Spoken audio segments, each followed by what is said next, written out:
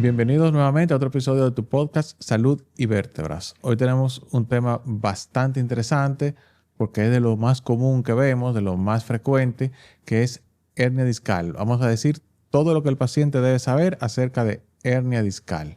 Entonces, para eso tenemos aquí un colega que ya ha estado con nosotros antes, ya conocido por ustedes, colega amigo, el doctor Román Santana. Román, gracias por acompañarnos. No, gracias a ti siempre, Piero, por la invitación. Yo me siento cómodo cada vez que vengo aquí. Me siento como lo soy, parte de esta familia. Y me siento bien Así cómodo es. cada vez que vengo.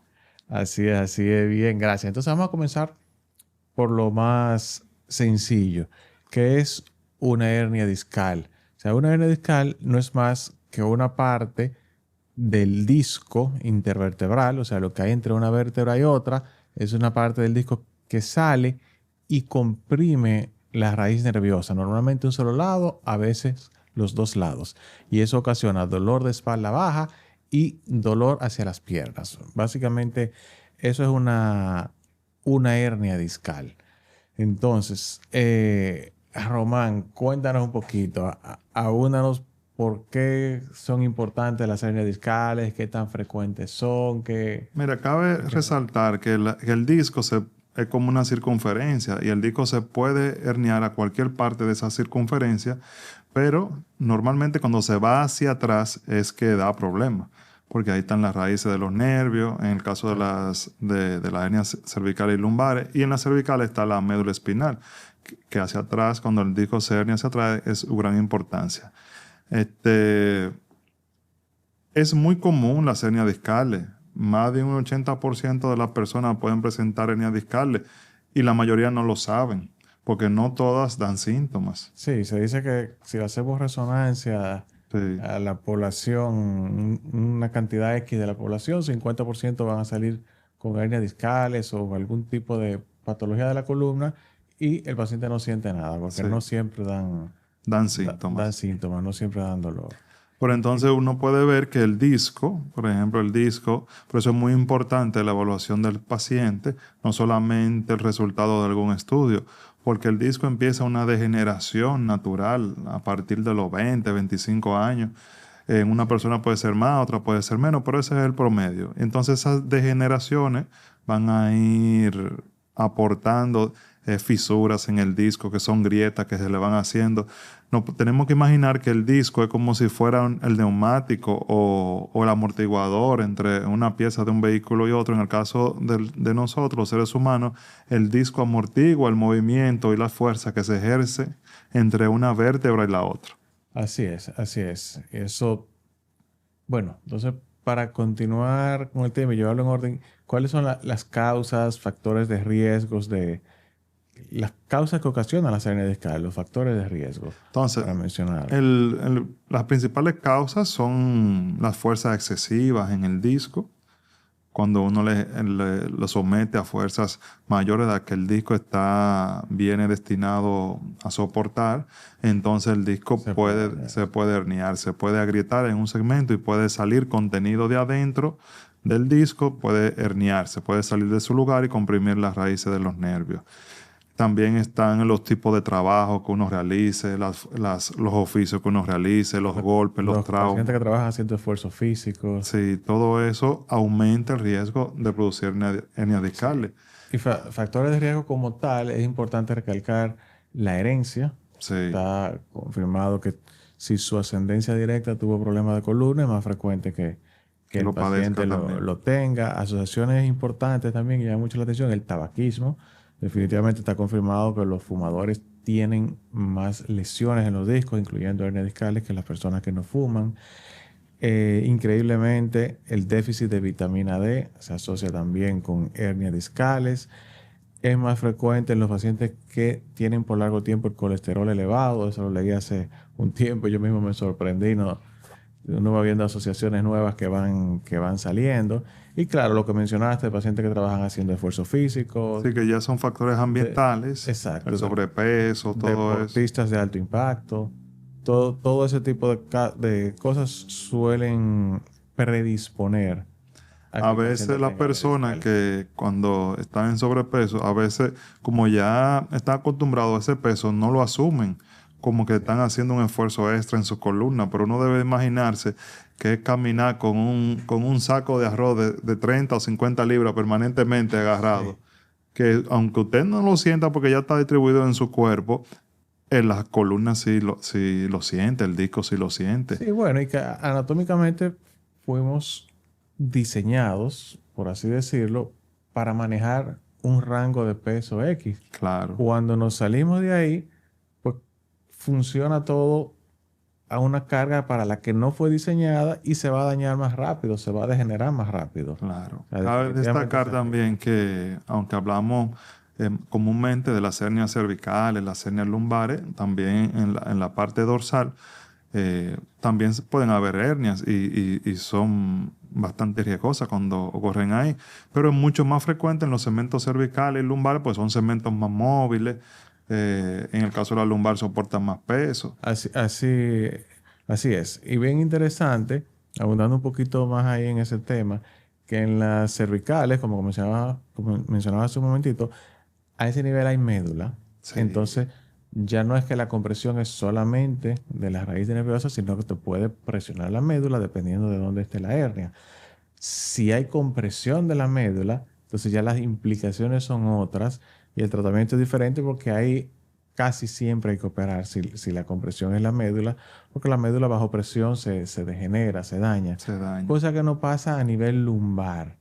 O sea, la médula llega normalmente más o menos hasta el nivel de L1, en la transición de L1 y L2, y la mayoría de las hernias, las más frecuentes son L4, L5 y L5, S1. Entonces, a ese nivel no hay médula, termina mucho más arriba.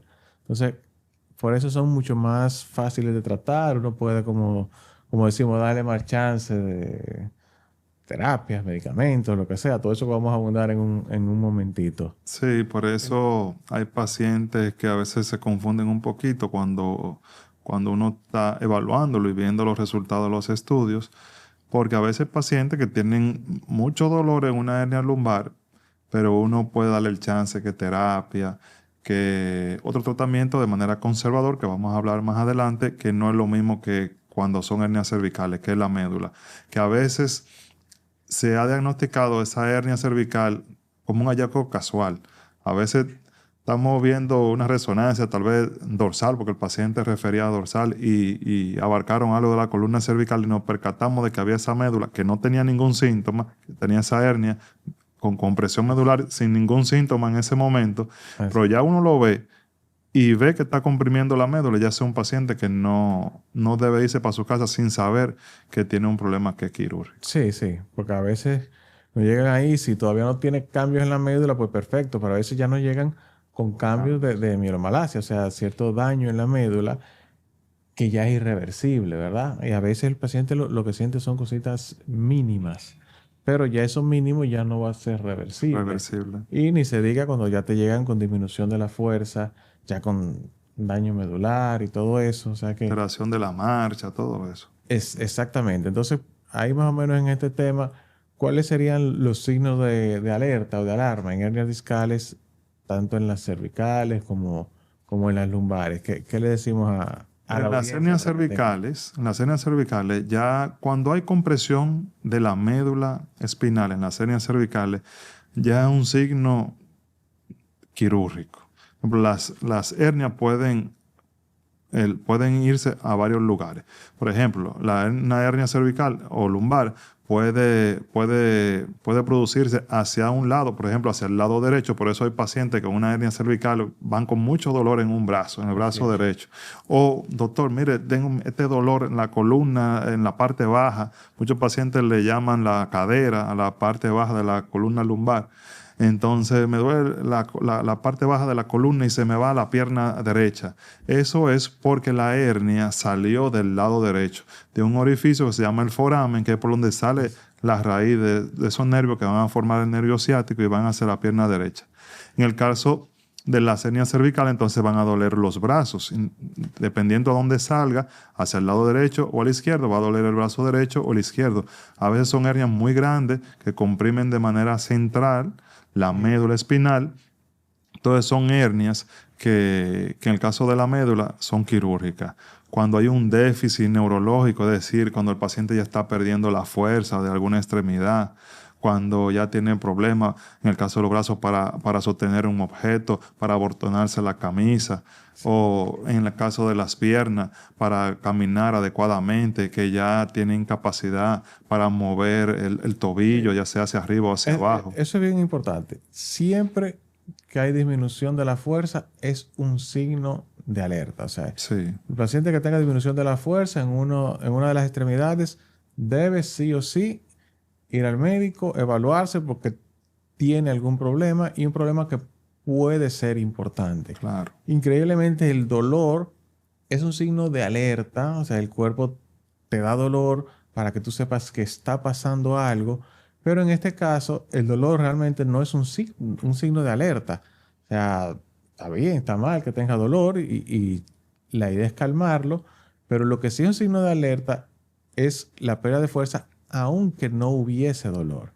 Y eso a veces los pacientes, precisamente si no van con dolor y van con disminución de la fuerza, como que no lo toman tan en serio porque no entienden a veces la magnitud de la importancia que esté perdiendo fuerza. Sí, o a veces van a buscar otra opinión donde otro colega, o llegan donde nosotros como una segunda opinión, porque ya el otro colega le ha ofrecido cirugía porque vio ese signo de alerta que era la debilidad. Pero entonces el paciente dice, "Oh, pero no me está doliendo. ¿Por qué me quieren operar si no me está doliendo?" Pero Así es. ellos no saben que nos preocupa más la debilidad que el dolor. Porque esa debilidad puede convertirse en un signo o un signo de alerta que a veces no se recupera nuevamente, esa falta de alerta, porque el nervio puede sufrir un daño de manera permanente si se mantiene con una compresión por muy largo tiempo. Sí, así es, así es. Y bueno, moviéndonos un poquito al diagnóstico, cómo para orientar aquí a nuestra audiencia, cómo hacemos el diagnóstico de una hernia discal. Nosotros siempre es muy, muy importante el examen físico del paciente, siempre. Eso debe ser siempre Lo primordial. lo primordial y lo primero. Normalmente Incluso sí, uno debe hacerlo antes de evaluar las imágenes, claro, para siempre. no predisponerse. Siempre, normalmente con las imágenes lo que nosotros confirmamos, lo que ya nosotros sospechamos o tenemos de un 80-90% de certeza de lo que está pasando. Nosotros lo confirmamos con las imágenes y también si estamos sospechando en un paciente que es quirúrgico, eso es una guía anatómica para nosotros saber lo que vamos a hacer y por dónde vamos a abordar. Pero basándonos solamente en el diagnóstico, el examen físico, las pruebas que se hacen, las pruebas de estiramiento, ver si hay algún dato de irritación radicular o compresión radicular, que no es más que la irritación de los nervios o compresión de los nervios. Así es, así es. Y en cuanto a las imágenes, entonces, radiografía, resonancia, tomografía, brevemente. Sí, siempre nos vamos de Para lo más básico a lo más complejo. Siempre vamos a las radiografías, vemos datos si hay deformidad acompañado de desgaste, de disminución de los espacios que corresponden a los discos intervertebrales. En la radiografía ahí es que lo podemos ver, porque son estudios que se hacen de pie y vemos cómo es la función de la columna fisiológicamente cuando está en carga, cuando está soportando nuestro peso. Y ya un estudio que nos da, la radiografía nos da una base de cómo está el sistema esquelético. A veces un paciente dice, doctor, ¿por qué no me hace una resonancia de una vez que es más completa? Pero no todo lo que se ve en una radiografía se ve en una resonancia y viceversa. Y viceversa. Cada estudio tiene su importancia. La resonancia es un estudio muy fino, muy específico, pero para ver partes blandas, las raíces nerviosas, los discos intervertebrales, la médula espinal, el saco que envuelve la médula, el líquido que está dentro de ese saco y también los ligamentos, ver si hay datos de inflamación además de eso. Sí, así es. En resumen, radiografía, parte ósea, alineamiento de la columna, ver si hay alguna deformidad o si no hay deformidad, ver cómo se mueve la columna y la resonancia de partes blandas, ver los discos intervertebrales, las raíces nerviosas. Si queremos más definición ósea, entonces la tomografía. La tomografía. Ya buscando otras cosas que no se ven en resonancia ni en radiografía, como los elementos óseos posteriores de la columna, que se identifican muy poco, hay lesiones poco frecuentes, pero que ocurren, que se podrían diagnosticar solamente con tomografía. Por eso no la hacemos de rutina en todos los pacientes, pero sí, sí bastante frecuente. Y normalmente estos son principalmente radiografía y resonancia, son de rutina. Sí, sí. Tomografía y ya todos los otros son opcionales, pero sí, realmente con eso es que hacemos el diagnóstico después del examen físico, evidentemente. Así es. Entonces, en esas resonancias que nosotros vamos a confirmar ese diagnóstico de hernia discal. Vamos a ver el volumen que tiene esa hernia, el tamaño, la ubicación. Y todo eso son detallitos que es muy bueno. A veces el paciente llega con el reporte de la resonancia. Y a nosotros no es que no nos importa, pero nos ayuda de poco el reporte porque es un dato muy subjetivo de quien lo leyó, de quien lo vio. A nosotros nos interesan mucho las imágenes porque nos gusta ver nosotros dónde está ubicada esa hernia, qué tanta relación puede tener esa hernia con su dolor, porque hay pacientes que tienen dolor de espalda o puede tener un dolor en una pierna y no está relacionado con la hernia que dice ese reporte. Sí, totalmente. Un paciente, por ejemplo, que nos ha pasado a todos, me ha pasado, viene con un dolor en la pierna derecha intenso y una hernia discal 4L5 izquierda, Sí, y del lado derecho libre. Pues ya tú sabes que está bien, él tiene una hernia, pero eso no es lo que le da el dolor. no es lo que le da el dolor. Siga buscando porque eso no es. Hay que revisar varias cosas. Hay que ver cómo está la circulación, hay que ver el sistema nervioso como tal. Pero esa hernia no es lo que Las está dando el dolor. articulaciones de esa extremidad, la cadera, la rodilla, tobillo, que también Exacto. las articulaciones sacroilíacas, que es donde termina la columna, que se une con el hueso de al lado, que es el ilíaco, que también es un generador mucho de dolor, Sí. que también puede simular muchos síntomas parecidos a la hernia discal. Bien. Y después entonces que diagnosticamos la hernia discal, ¿qué hacemos de primero? El próximo paso. Mira, gracias a Dios, en la mayoría de los casos, casi en el 90% de los casos, las hernias discales tienen un buen fin sin cirugía. Es decir, que se pueden resolver sin cirugía. Los síntomas pueden mejorar sin cirugía porque el cuerpo puede, como nosotros decimos, la puede deshidratar y eso la vuelve como más pequeñita las hernias.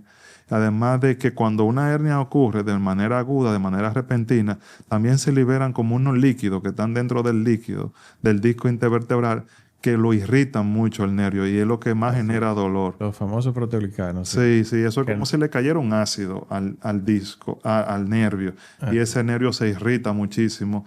Y entonces, si tú agarras un paciente se deja operar inmediatamente ese mismo día, si vas a tu consulta, si tú le dices que es quirúrgico, pero es más que la irritación inicial del proceso agudo. Así es, así es. Entonces, tomando en cuenta que las hernias, en el caso de las lumbares, la mayoría, más del 90% o el 90% se pueden resolver sin cirugía.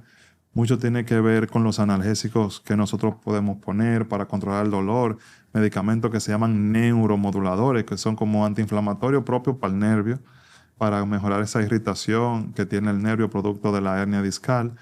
Un buen programa de terapia física ayuda mucho al paciente. Sí. Para liberar el nervio de esa compresión, esa irritación, mejorar la condición muscular, todo eso. En sentido general, sí, como dices, de 80-90% de los pacientes van a mejorar con los medios conservadores. Puede ser terapia física, ejercicio, y dentro de los medios conservadores incluimos también las inyecciones espinales. Sí, sí, sí. Y 80%, 90% es bastante. Y de esos, una parte es porque 60% de las hernias se reabsorben solas. Sí. Tú hagas o tú no hagas nada. O sea, lo que tenemos es, nosotros, como decía muchas veces bromeando, entretener el paciente en lo que el cuerpo hace su trabajo. Sí. Muchas veces él va a reabsorber las hernias. A veces lo que hemos trabajado, lo que trabajamos en hospitales, donde a veces el paciente, lamentablemente, por el gran volumen de pacientes que hay, las citas a veces se ponen un poquito largas. Sí, doctor, yo tomé esta cita, yo tenía un dolor increíble, pero ahora ya me llegó, yo vine, pero ya no lo tengo como lo tenía.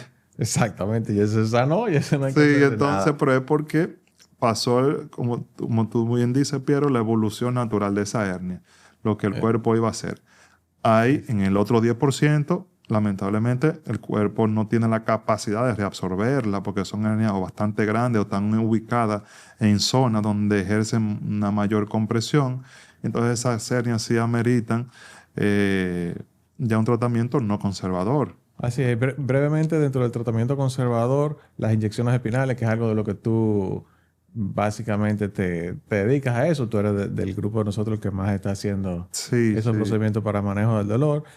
Brevemente explícanos qué consiste. Ya una vez hicimos un programa de eso, que el que le interese el tema, pues lo invitamos a que busque ese programa. Cuéntanos un poquito, ¿qué es el No, bloqueo? sí, en los pacientes que tienen mucho dolor, que uno considera que es un paciente que también puede mejorar sin cirugía, pero que con medicamentos, por ejemplo, tomados y con terapia física, uno no considera que va a mejorar el gran porcentaje, el grado de dolor que tiene el paciente en lo que espera el proceso, la evolución natural de esa hernia. Entonces nosotros le damos una ayuda extra colocando medicamentos anestésicos y medicamentos antiinflamatorios más potentes en la salida de la raíz de ese nervio que está siendo comprimido por esa hernia. Uno lo puede poner ya sea donde sale la raíz o lo puede poner en el centro donde salen todas las raíces, dependiendo los síntomas y la hernia de ese paciente. Pero la gran mayoría mejora mucho colocándolo en la zona del nervio que está siendo inflamado. Exacto, en sentido general, el 70% de los pacientes van a ver algún tipo de mejoría, Sí. lo cual es la gran mayoría. Un procedimiento bastante sencillo. La mayoría de los pacientes, aún estando en la camilla, ya nos refieren la mejoría inmediata, porque como nos colocamos un anestésico, Sí. entonces nos dicen que inmediatamente se le quita el dolor. Esto es muy importante porque este tipo de procedimientos son diagnósticos y terapéuticos. En pacientes donde hay hernias muy pequeñas que generan mucho dolor, donde también no está clara la clínica y uno hace un procedimiento de estos, que una inyección a la raíz del nervio y se quita el dolor, eso además de que va a ayudar con el tratamiento, nos confirma que sí el origen del dolor era producido por esa hernia que aunque era muy pequeña, sí era un generador del dolor muy importante. Así es correcto. Entonces, esos pacientes que ya le hiciste la infiltración, si sigue con dolor, evidentemente si llegó a la infiltración porque la terapia física no mejoró, los medicamentos no lo mejoraron, se infiltró, si no mejoró. Entonces, si ha agotado todo ese proceso, entonces ahí ya es donde venimos con las cirugías, para lo cual tenemos un arsenal bastante amplio, desde microdisectomías, disectomías endoscópicas, artrodesis, las convencionales, las percutáneas. Hay un sinnúmero de cosas que podemos hacer. Gracias a mucha tecnología actual disponible aquí en el país que podemos realizar para cuando tengamos que hacer ese procedimiento. Entonces, cuando mandamos a ese paciente, si continúa con dolor después del bloqueo, ¿cuándo lo mandamos a cirugía? Entonces, el parámetro básicamente es el que habíamos hablado. En el caso de las hernias cervicales, cuando hay una compresión medular, Bueno, pero ese no va a bloqueo. ese no va a bloquear. Ni a terapia física. Ese va derecho a cirugía. En el caso de déficit, de pérdida de la fuerza en algunos de los brazos, en las piernas, es un paciente que es candidato para cirugía de manera inmediata. O el paciente que no se le quita el dolor. Sí, y que el paciente puede ser que haya llegado a la consulta, nos ve, no tiene déficit neurológico, o sea, su fuerza está bien, pero está en terapia, está mejorando el dolor, pero comenzó a presentar disminución de la fuerza. Ya ahí el tratamiento cambia. El tratamiento cambia. Ya ahí hay que operar. Sí, entonces la cirugía, a cada paciente se le hace un plan individual de cirugía, porque no todos los pacientes se le hace la misma cirugía. Siempre uno busca hacer la cirugía más pequeña que pueda aliviar al paciente sin que le dé problemas posteriores. Las hernias discales o los problemas de disco en la columna no son enfermedades la mayoría de las veces. A veces sí, a veces hay infecciones en los discos, a veces hay otro tipo de patología, pero las hernias normales no son enfermedades. Es algo mecánico, es algo que sale, el disco sale de su lugar y comprime. Y lo que nosotros vamos a hacer es a descomprimir Exacto. eso, Quitar esa cosita que está presionando que el está nervio presionando y el ahí se nervio. acabó el problema. Entonces, a En mi veces la caso. hernia es muy grande y para nosotros acceder a ella hay que quitar algo de hueso en la columna que puede inestabilizarla. Entonces hay que fijar, hay que Entonces poner hay que implante. poner implantes, que son los tornillitos que van en la columna. Hay hernias que sí, por su ubicación, se pueden hacer técnicas percutáneas, que tú eres especialista en eso, en la parte percutánea, y son hernias que cuando se hacen de esa manera, la recuperación del paciente es rápida. Sí, con las técnicas percutáneas tenemos la ventaja que el músculo no lo cortamos, básicamente lo disecamos, es como el nombre dice percutáneo, o sea, es como a través de la piel, nada más cortamos la piel, el músculo Se lo separan. separamos, esa es la palabra, Ujú. colocamos los implantes, hacemos todo así a través de huequitos. Entonces sí, la recuperación es más rápida, menos daño muscular. Sí, sí. Entonces, a veces el paciente que van buscando la misma técnica que le hicieron a un amigo, que solamente le hicieron por un hoyito pequeño, pero no todo el mundo lamentablemente tiene la misma Califica para lo mismo. patología, Exactamente. tiene el mismo peso, tiene el mismo grado de degeneración de ese disco. Entonces, todo eso son parámetros que uno toma en cuenta para decidir la técnica quirúrgica, pensando en la estabilidad de esa columna después de la cirugía, pensando en cómo le va a ir al paciente después de la cirugía. Inclusive, la profesión a lo que se dedica el paciente es algo a tomar en cuenta para uno decidir el tipo de cirugía que va a realizar. Sí, sí, todo eso definitivamente influye. Y bueno, mensaje para los pacientes que sepan que hay un montón de técnicas diferentes que pueden resolverle el problema. La ideal va a depender de cada caso.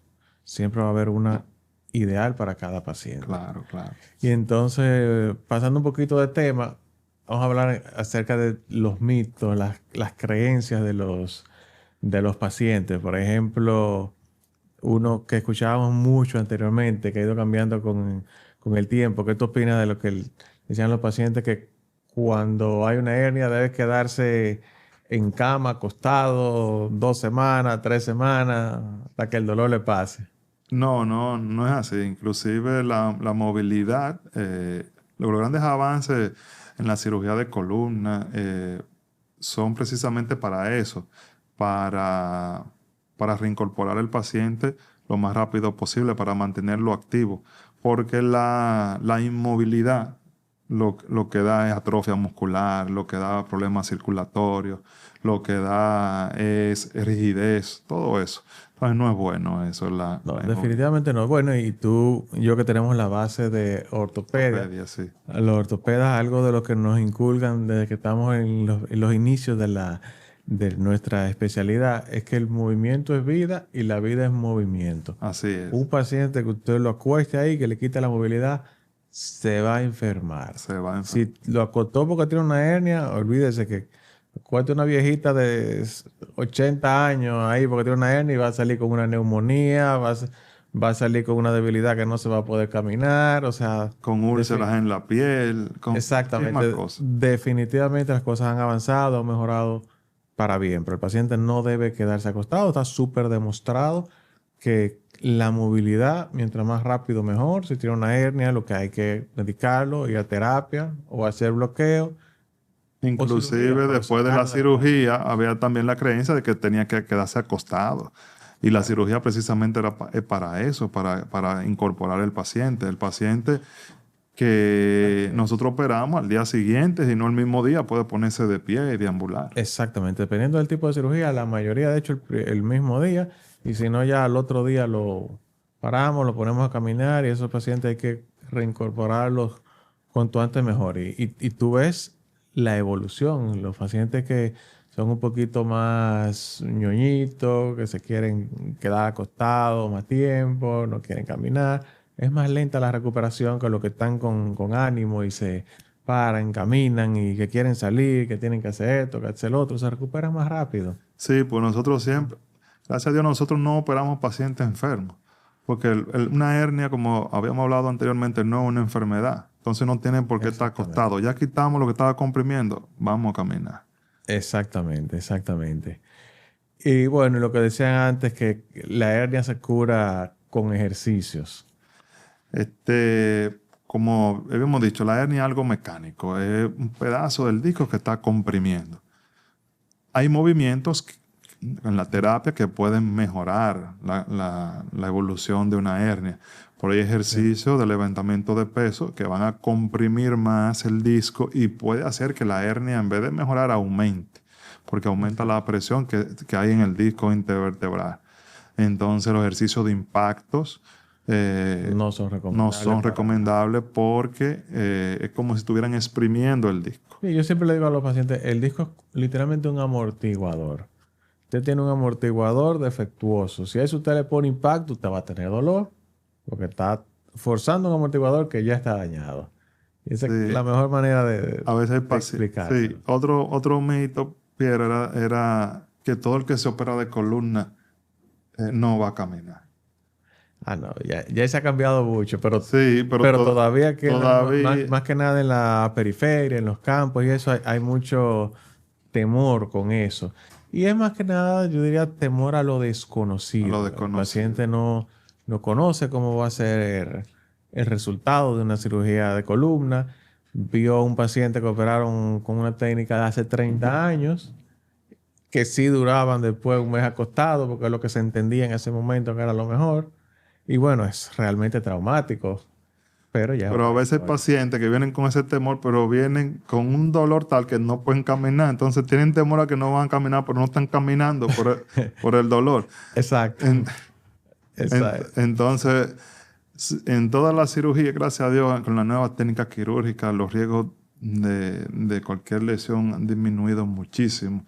Más los métodos de seguimiento transquirúrgico que se usan, eso todavía hacen que los riesgos que están en todos los países del mundo, pues disminuyan a números ínfimos. Así es. Entonces, nada, consejos finales para los pacientes con hernias discales. ¿Qué les recomendamos? Bueno, el consejo final es que debe ser visto por un especialista de la materia.